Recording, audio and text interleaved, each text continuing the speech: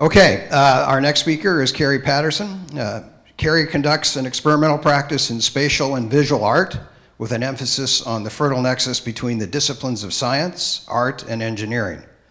Since 2002, she has focused on the discourse, popular culture, science, and technology of space exploration, astronomy, and astronautics.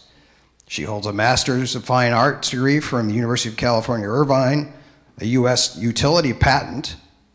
Very good. I had to put that in for yeah, okay. Everybody in the room. That's very good. And is an editor with Doppelhaus Press, the nomadic journal, and Artillery, Killer Text on Art, period. As a writer, Paterson contributes essays, art reviews, and critical articles to numerous art and culture publications, and was co-author on a paper about the history and future of space greenhouses published in Active Astronautica this past year. She's often a guest lecturer at universities and space conferences and taught graduate level coursework for 10 years in the visual art department at Cal State Fullerton. Carrie's going to talk to us today about making sense of life on Earth, embedding olfactory information into multi-channel interstellar messages. Please welcome Carrie. Oh, I misspelled the title. That's fantastic. Forgive me. As an editor, that's really great moment to start. Hi, everyone. Thank you for having me here. I just want to say, first off, it's been a real honor to hear all of your presentations, and I've learned so much from you in this conference, and hopefully it will come out again in different places, in writings that I do, lectures that I give, and your names will ring out through the halls of other institutions. So my presentation today is taking a very specific idea for messaging and then bringing it into a larger context and then shrinking it back down for a very specific recommendation for the future. This is just a brief outline. I want to talk about, apparently I can't spell olfactory. I want to talk about communicating evolution, first of all, with olfactory information. Talk about perhaps a way that we can construct an efficient, and by that I mean efficient in a sense in terms of efficiency, interdisciplinary language between organic chemistry, literature, art, and astronomy. And then I have a few concepts for a multi-channel signal that would bring together collaborative dimensions of creating a signal, which I think is something that's been brought up by several speakers, but it's something I'd particularly like to highlight as one of the most important things I think we can do going forward. As many of you know, we have a common ancestry with the Dimetrodon on our left, which is one of the earliest creatures to have evolved out of the fish that crawl out of the ocean. We share something called the reptilian brain with creatures such as crocodiles. This is where our olfactory sense is located in our limbic system, which also controls some very primitive and important behaviors, aggression, our survival instincts. All of our emotions are located here in this center of our brain. But not just that. We know we have olfactory receptors in our skin now and in other organs. The image on the left comes from an article that I just got from the New York Times, which was published in the middle of October. And it speaks about new research where they found significant amounts of olfactory receptors in the skin. So this means that as we walk around our planet, we are receiving information, chemical information about the environment where we live, not just through our nose, but our entire bodies.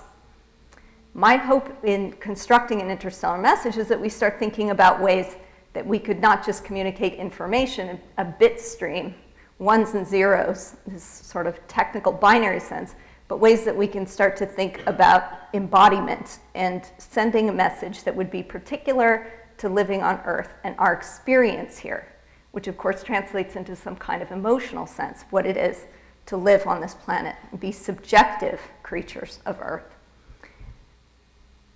As well, we also share this environment with a host of other creatures and life forms, and who are we to say that we should be speaking only for humans? Why don't we try to transmit something that gives a sense of the planet as a whole, as a unified a unified object in space? Scents are very powerful. On the right, this is a picture from Wikipedia of agar wood, which has a 3,000-year history, at least, in human culture, in the Middle East, in the Far East. One thing that's significant about it is that it has been called the wood of the gods. It's already associated with the realm of the heavens. You can obtain a number of different recognizable impressions from agar wood. This is just one. It's a rare wood, and I should mention also that it's under threat right now. So preservation of our natural environment is also something that I'm including in this talk by way of sort of a priori supposition, that when you think about transmitting something from Earth, you also think about preservation of the planet as a kind of a park. Now to switch a little bit, this is a sky map that I did in 2009 and I've continued to refine, but this is not a proposal for specific scents we would send into space, but this is an idea of how humans have looked into the sky. And the idea of this map, before I was even thinking about interstellar messaging, was to try to place Earth creatures within the context of our location in the universe in this specific way that would also reflect not only a kind of mythology, but also our embodiment, the way we think about ourselves, and the way our bodies respond to the world that we live in. So I rearranged the constellations. I created some new ones here, which also take into account some of the interstellar gas clouds that are significant in the sky. You see the Coalsack Nebula there, sort of in the center of the screen. This is the southern sky. Some of you might recognize, especially Morris from Australia, might know that that's the Southern Cross there.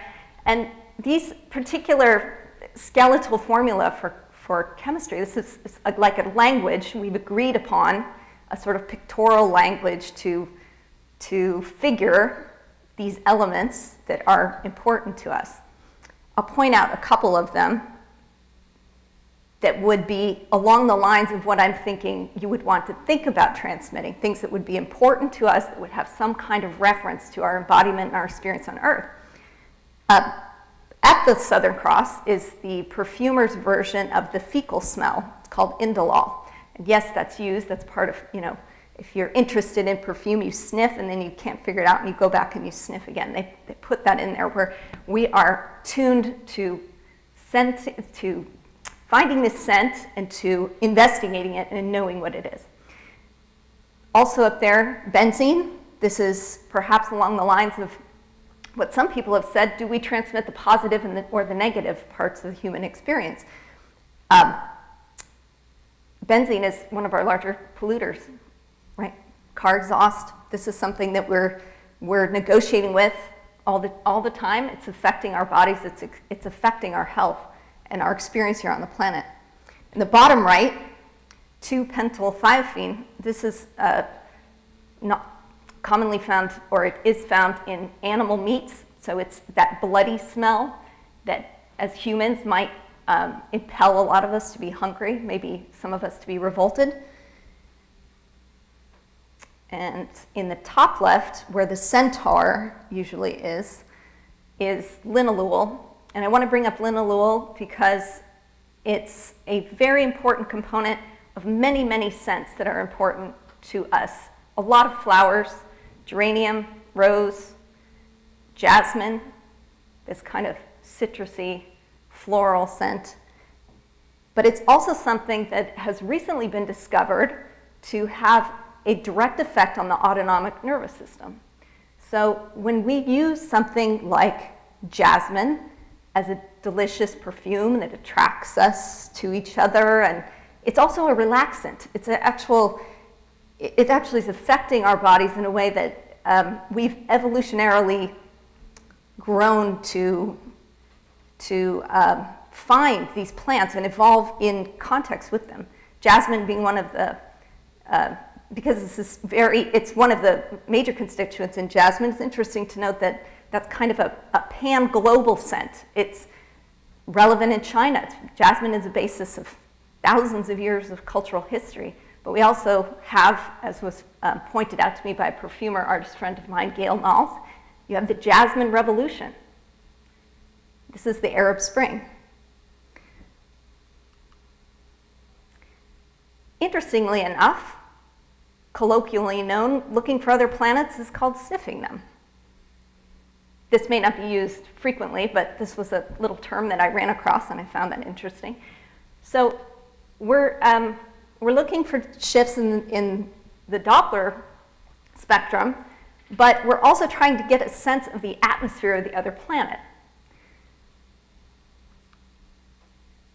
I propose that our universal languages here to speak to extraterrestrials are the material languages of light and chemistry. And not only are they related to each other, but they present this opportunity to do something where we could create a message that was not only a text that said something, but it said something about its medium in which it's being transported. I bring up these two images here. On the left is Edgar Longman's Galactic periodic table of the elements. I think I just lost something. I'll find it later. Which, you know, to me, as an artist, it is. Thank you. As an artist, it's interesting to me to see how scientific concepts are represented and reproduced in graphical form or in three-dimensional form, because some things are correct and some things are not correct, but what artists get wrong, sometimes they also get right in another way. I want you to think about this diagram when I move to the next one, because what's perhaps wrong in this one, which we don't have to get into directly, you can see was refigured by Melinda Green in 1996 in her fractal periodic table, which I'm going to use this as a way to say how we can perhaps model scientific concepts and send them in a way where it doesn't have to be true, but it has to be able to be extrapolated. And that makes a successful model.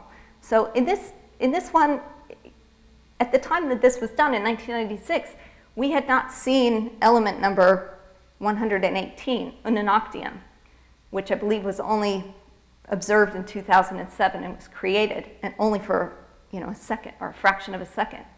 But if you count the elements and you count outward here, when you arrive at where the space would be of number 118, which is even off of her drawn space over there on the right, what's interesting is that element has the same properties as the rest of the noble gases which form in that line. So there's a hint here that this could be extrapolated out to various other elements that perhaps we haven't even seen yet. And I'm bringing this up, this is getting very abstract, but creating an interstellar message, I think we need to think about sending something that might be in a microcosm true for us, but might have something in a much larger macrocosm to say to another intelligent being that knows more than us or that knows something quite different. I had to throw this in here because I saw the Cosmos book out there on the table. When I look at one of the back pages of the Cosmos book, there's this beautiful image, artist or graphical rendering of the whole universe.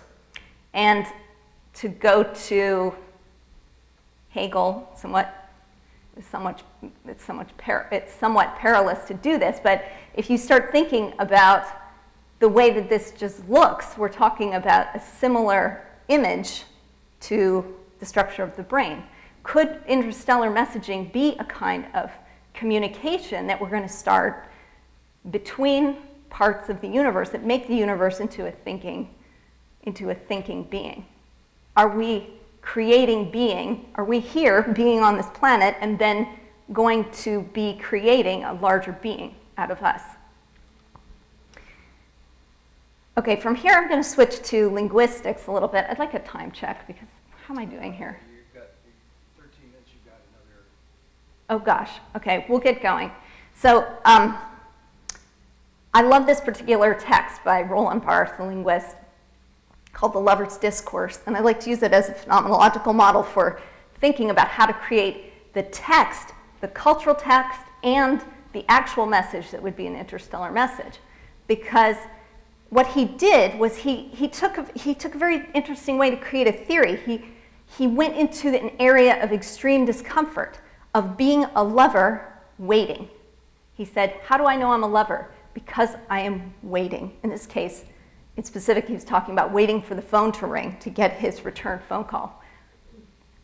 We actually are in this situation right now, and I think it puts us in this unusual and interesting place where we're inhabiting this kind of pathos.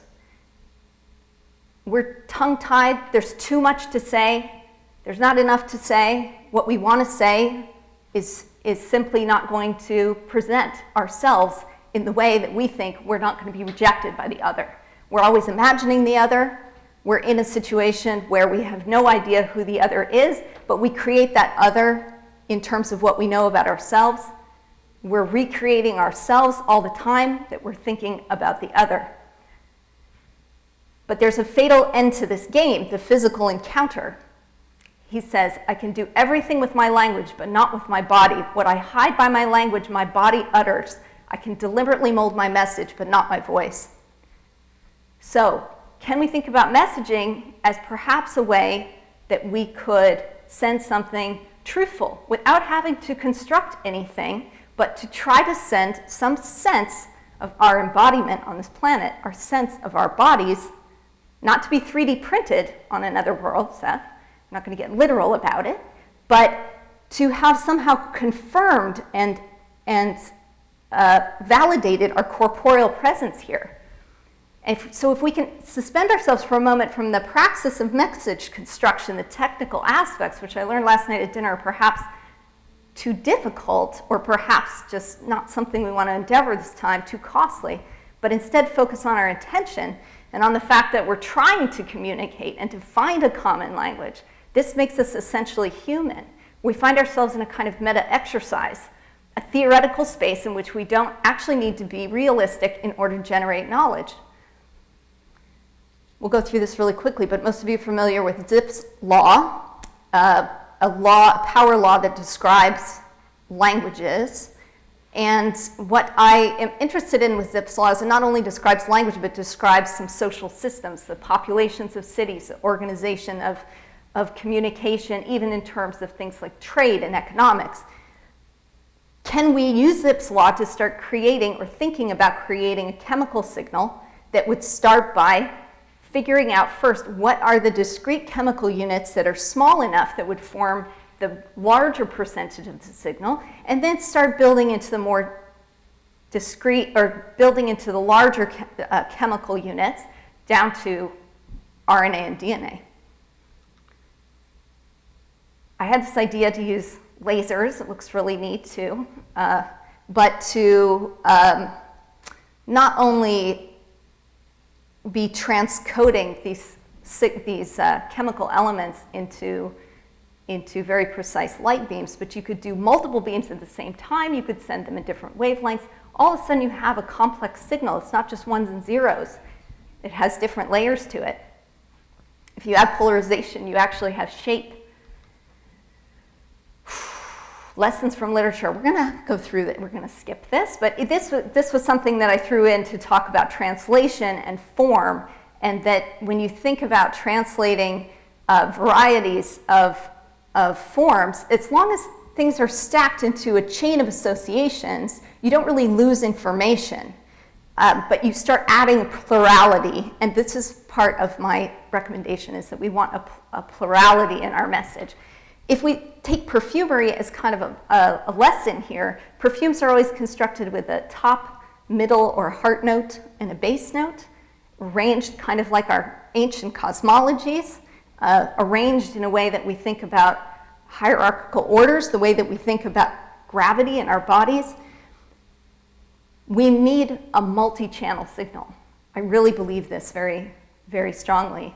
And the idea that something would go and it wouldn't be the whole thing, that's okay. Part of the interesting thing about perfume is that evaporation is part of the process of enjoying the perfume, and is part of the plurality. It's part of the mystique, and it's also part of what creates desire. Let's see. So from Barth, and sorry about the slide, that's a translation issue from Keynote. I wanted to bring up something called actor network theory. That's part of what's hidden up there. You can try to decode it if you want. Bruno Latour is my next touchstone here because he builds this idea that, let's see if I can bring out something here. No, let's just keep going. That he brings up something, let's bring up all of these. Then you can read while I'm talking if you want. That with its chain of references that you might have through translation from one media to the next, that you can have also a variety of actors being involved in this, not just media, but also there are people that are involved in creating all these things. And that creates meaning because you have multiple intentions that are happening along the way. There are persistent long chain associations here. I'm hoping that we can go from here and this conference today and start thinking about how you begin to make a message that would be collaborative and engaging to people worldwide. How do you do that? Well, here's some lessons from public art. This is the Triforium. If any of you are familiar with downtown LA, you might have seen this hulking beast that is occasionally lit, but too expensive for the Department of Water and Power to light too often. But it was originally conceived by Joseph Young to be this public sculpture that would have laser beams on it to transmit messages into space. Unfortunately, at close to $1 million, the budget was cut and he couldn't, put in the lasers at the last minute. But here it is. It's already been designed. This kind of place, even though it was universally despised when it went in for so many reasons, having to do with its cost, its look, where it's located, the mall that it was trying to innervate, and it just did nothing. These places exist all around the world. They're called public sculpture. They're full of controversy. People don't like them. Here's some other images. But there are other kinds of public sculptures that get a lot of people involved. Maybe you want to take as an example something like Burning Man, which is an event which brings together a lot of people for one particular purpose, and it's international and collaborative.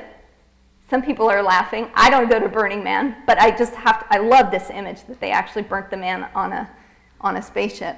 Or perhaps someplace like these memorials in former Yugoslavia that are so strange. They're commemorating World War II battles or sites of concentration camps.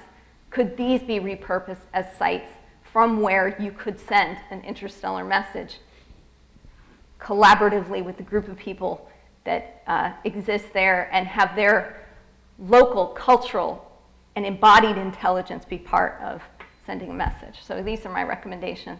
That you look toward a multi-channel rather than a binary signal to allow for pluralism in the message, that the content of the message traces somehow our history and our evolution on the planet, as well as the biosphere itself, shows our larger understanding that all life is an evolutionary terraforming force. I get that from Vernadsky, which I didn't have time to include in this talk.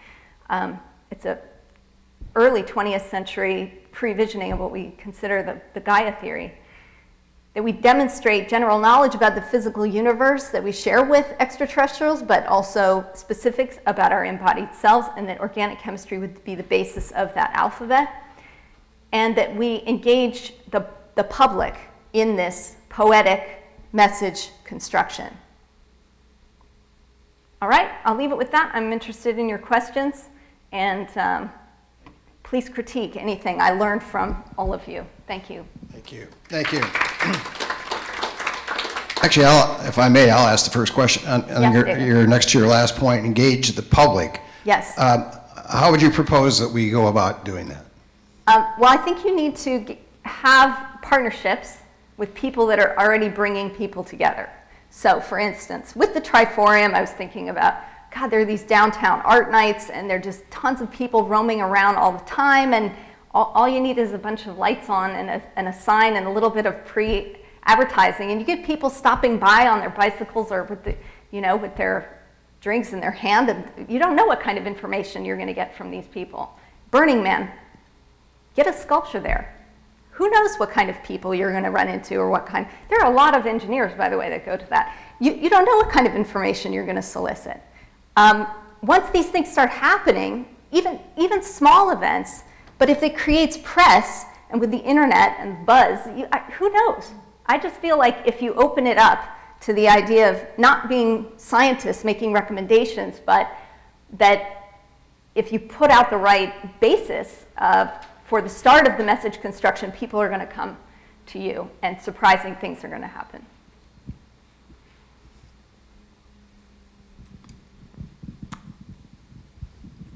I was reminded of the book by Jonas and Jonas called Other Worlds, Other Senses, where they discuss olfactory inks and things like that for beings that are very strong in the olfactory and very poor vision. I don't know if you're familiar with that, but it's an interesting book. I'm not, but I will certainly put it on my large reading list, which right now is clogged with David's many papers. But, yes, it's quite an interesting book, yes. Okay. Yeah, what's it like to be a bee and see in various other wavelengths, and what's it like to be some sort of other creature and so forth? They try to imagine that. Well, you know, there's a very interesting precedent for this type of thinking also in art, where and architecture in Austria. Perhaps we could get into that a little bit, but creation of a helmet that would be like allow people to get in it and see what it's like to be a bee and have everything fractalized. Yes, Jill. Yeah, I hate to be a broken record about the Voyager record, but there is there's an opportunity that's being championed by John Lomberg in Hawaii to redo that message as a globally crowdsourced activity of what images, what art, what sights, sounds, music. So it's called the One Earth message, and it is an opportunity to try and reach out and engage everyone. But would it be, again, a disk that goes on a material spacecraft? It would ultimately be a digital memory in the New Horizons spacecraft once it's gone past Pluto and the comets or whatever it's going to chase, and there's 100 megabytes or so. Could be uplinked to them. It could be uplinked to the spacecraft. It could be stored probably only 10,000 years at the outset before the bits start to rot. But it's really a message to ourselves as an activity of what would you say about Earth? You get to have an opportunity to be part of it. Thank you. That's very interesting. I'm interested in material culture, but I think the basis of this talk was to try to think about how a stream could be created in a material form that would be married to or self-referential to the message itself. Hi, Sherry. I think someone else was first. Oh, no, okay. Okay. Thank you for this. I really enjoyed your talk very much. And I don't want to say education, but maybe I want to say orientation, because I think it matters how you ask the question and how you present it. What would you say to people? How would you frame this for them when you're asking them to participate in a project like this? Well, I think the first thing is that you have to have a reason for people to get together. And I'll just bring up the Triforum is having its 40th anniversary in 2015. So there are like these events that if you were a PR person, you could find moments like that around the world in different places to say, hey, this is going on. Let's couple this activity with something that is already happening that has, funding from somewhere else. And then it's basically about hijacking the PR that's already happening so that it doesn't have to be generated directly from the SETI Institute, but it can be something that can be piggybacked onto other things. I'm trying to be practical. As artists, that's how we do things.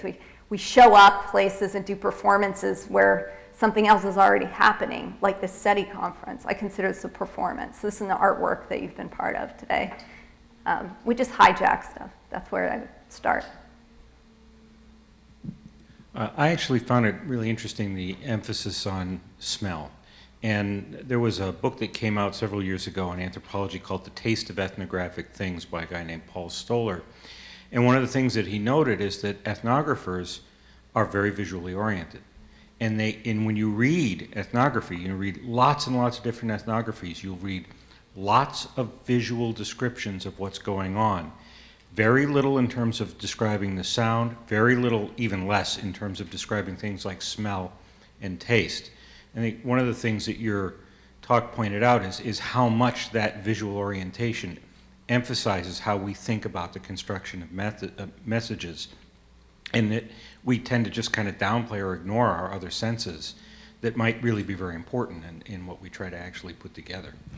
Yes, and specifically to the point about anthropology, you get someone like Clifford Geertz going in and looking at the Balinese cockfight, and all of a sudden you have anthropology that starts to break down at the precise moment that he starts to have, the observer observed gets very, it gets very tangled up. And this is sort of what I'm proposing, is that you can't be in this Cartesian way observing and looking at always this object, that it's at some point the lover is imagining a communion. That gets very complicated at that point because self and other start to merge and do all these things that are very uncomfortable. So I think we have to get out of that comfort zone of the scientific revolution and Cartesian thought mapping everything as being other and outside of us. The anthropologists are not the only ones that are not oriented to smell. A philosophy of smell is almost inexistent, and one of the reasons is that in our culture, in our Western culture, smell has a very low place. We could see that with the words. We have no words in some of the main languages of Western countries, like English or French. We do not have any words for smell. We say it smells like, but we have not the equivalent for smell of what we have for colors. We have a very rich amount of terms for colors and not for smells at all, which is not the same for other culture. For instance, I think that it's for the Bantu. The Bantu have a very rich collections of words for smells. So they almost are equivalent to our subcultures of perfumers and vintners and people. I mean, when you get into the wine tasting community, you wouldn't believe how much vocabulary there is for something that's so abstract. So I think there are human elements that are exploring this, but maybe not in a mainstream or in a institutional way in philosophy. But thank you for that point.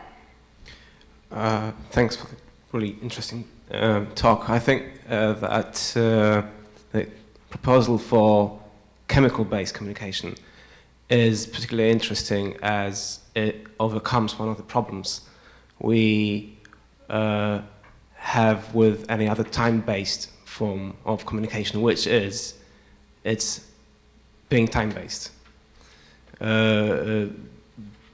Studying chemistry would possibly overcome that problem because these are just artifacts that we send, and the question is whether how we curate that and what that means then.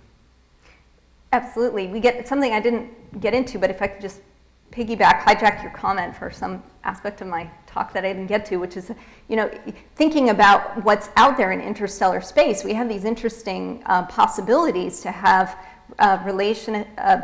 intersubjective communication about things like the quality of these nebula, for example, that there are these high quantities of certain kinds of elements or molecules out there that we can start noticing and talking about if we're pointing to them, or some of the other methods that have been brought up here were really, really interesting. So I'll let Seth go. There's more, but I know we're... I was just going to say, just a technical point. I mean, yes, I'm very sympathetic to this idea, because everybody knows that smell has this enormous impact on us. Hollywood knew that. They developed smell-o-vision for a while. Yeah, smell-o-vision. It didn't work too well, but I won't make all the obvious jokes. But I think the problem is, unlike, sound and vision and so forth, it's very hard to build a smellometer, if you know what I mean, a device that you can take into a room and it will identify the various smells there.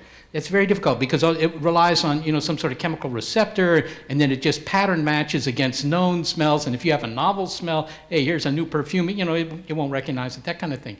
And I think that that's part of the problem. It's a very difficult thing to quantify and build instrumentation for. So when you say you want to send it into space, short of sending bottles, it's kind of hard. Yeah, I imagine something called heaven sent would have to be something that evolved, that perfume would have to be evolved over 100 years or so, as we continue to try to understand our own meager number of olfactory receptors and how they work. I mean, we just don't even know yet. This is part of, maybe we can impulse some funding in that direction. Certainly be curious to me. Am I up? I'll begin. You're up. Okay, Great. thank you so much, Thank everyone. you, thank you, speaker. Thank you.